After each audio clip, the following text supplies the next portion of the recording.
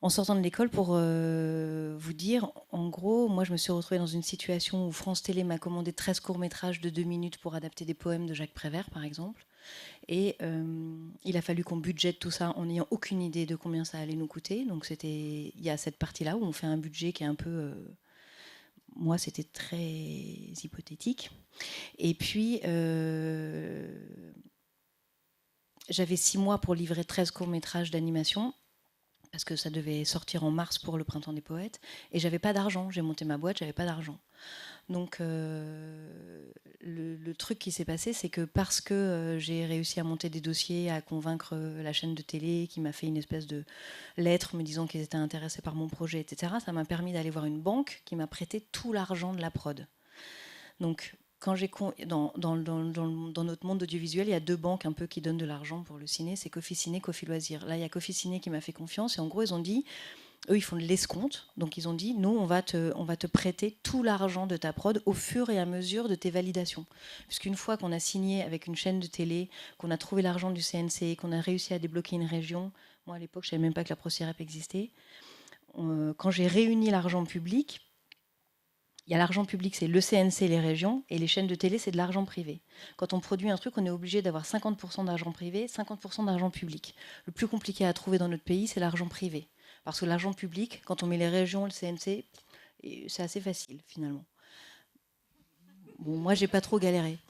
Et, et une fois que ces gens-là, on les a convaincus avec nos dossiers et tout ça, qui sont OK pour nous donner de l'argent, on peut aller voir une banque qui dit qu'ils vont nous donner l'argent au fur et à mesure de la prod, au fur et à mesure des différentes étapes de valide.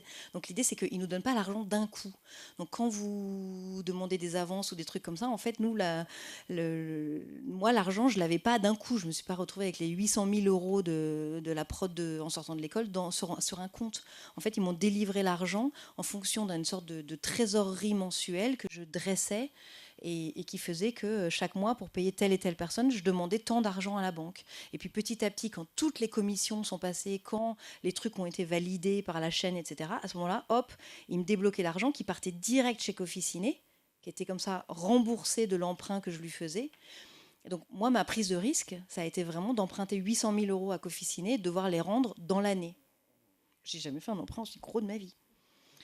Et donc ça, c'était un peu la réalité. Après, un des autres trucs qu'il faut que vous sachiez, qui est important aussi, c'est que moi, ce que j'ai compris, c'est que quand on va chercher le financement d'une série, par exemple, tout ce qui est le salaire producteur, les frais généraux de la boîte, c'est-à-dire le loyer, Internet, les ordis, les machins, tout ça, ça n'est pas pris en compte par les gens qui nous financent la série. Il y a le budget officiel dans lequel est prévue notre marge, et puis le budget réel de fabrication de la série. C'est là-dedans qu'on prévoit notamment le coût d'écriture, le coût de développement et tout ça. Moi, en sortant de l'école, je suis dans une situation super bizarre parce que je n'ai pas de développement. Je vais chercher les réals à la sortie de l'école, ils commencent à bosser en août et ils livrent en mars.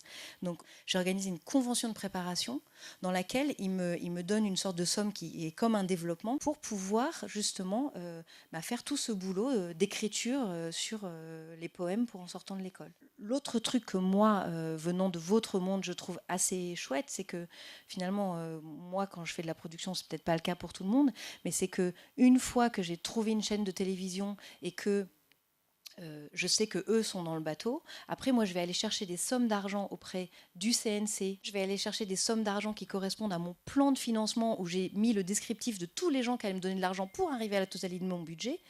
Mais le truc, c'est que je pars sur cette demande d'argent, mais qu'au bout du compte, moi, alors que je suis en pleine prod, je découvre qu'en fait, la région, elle va me filer 50 000 balles de moins. En fait, j'avais demandé tant au CNC, mais il me donne 20 000 de moins.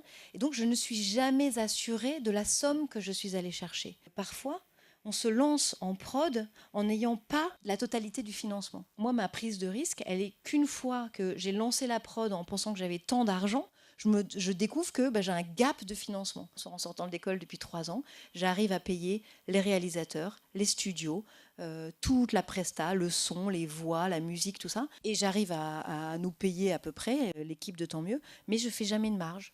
Et donc, en sortant de l'école, ma prise de risque, c'est que je dois compter sur le fait que petit à petit, cette série va s'installer, que j'espère un jour réussir à la vendre à l'étranger.